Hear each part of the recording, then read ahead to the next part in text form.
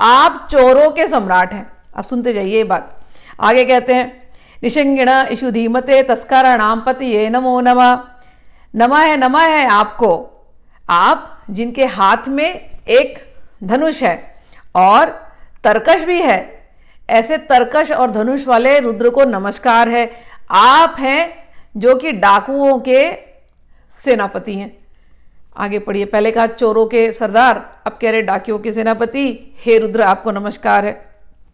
आगे कहते हैं वंचते परिवंचते स्थायु नाम पतये नमो नमः। कह रहे कि आपको नमस्कार है, आप जो सबके अंदर भ्रम पैदा करते हैं।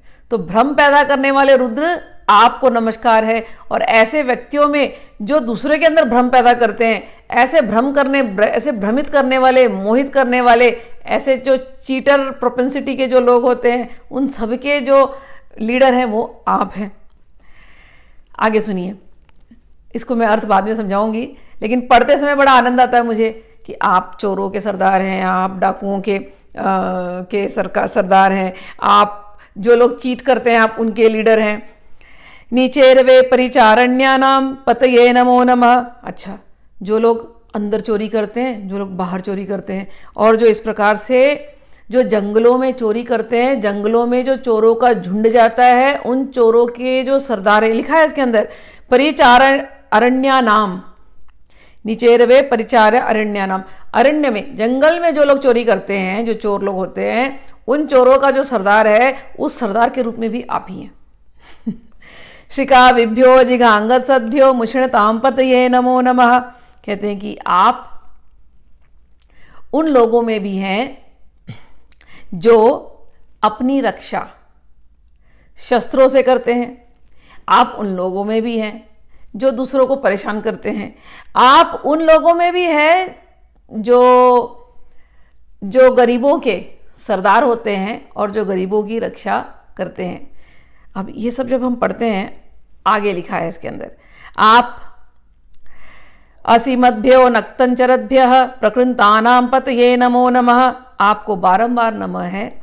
आप वो हैं जिनके हाथ में एक तलवार है या एक छुरा है। आप वो हैं जो रात को निकलते हैं चोरी करने के लिए। आप वो हैं जो रात में निकलते हैं चोरी करने के लिए या किसी की हत्या करने के लिए। अब जब ऐसे पढ़ते हैं तो एक मिनट के लिए तो झटका लगता है कि ये क्या लिखा है संस्कृत में इन्होंने। लेकिन सत्य बात ये है, जब आप मनन करते हैं तो ये झटका हट जाता है। मनन करते हैं तो और प्यार आने लगता है भगवान के ऊपर कि भगवान जो भी शुभ है और जो भी अशुभ है, उसमें सब कुछ एक ही तत्व है। हे भगवान रुद्र, वो आप हैं।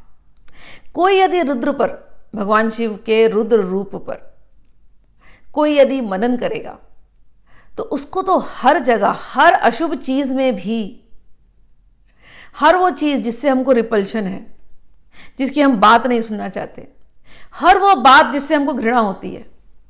कोई चोर को पसंद करता है, कोई डाकू को पसंद करता है, कोई जैसे इन्होंने लिखा जंगल में चोरी कर रहे हैं, ऐसी कोई घटना किसी को अच्छी लगती है? ये सब कानों को सुनने को अच्छा नहीं लगता ना। लेकिन ये घटनाएं हो रही है, तो घटना तो हो रही है और घटना की वजह से बहुत दुख भी होता है। तो ये घटनाएं जो हो रही हैं, इसको कोई रोक नहीं रहा है। हम लोग बोलते हैं ना ऐसी घटनाएं होती, रुकती क्यों नहीं है? अरे रुकेंगी नहीं, ये सारी की सारी रुद्र लीला है। लीला है, लीला।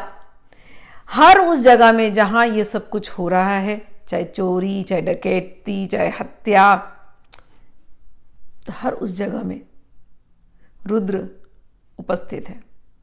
रुद्र उपस्थित भी है, रुद्र होने भी देते हैं, रुद्र साक्षी भी हैं। किसी के यहाँ अब पूछिए क्यों, ये प्रश्न आना चाहिए मन में कि ये आप क्या कह रहे हो।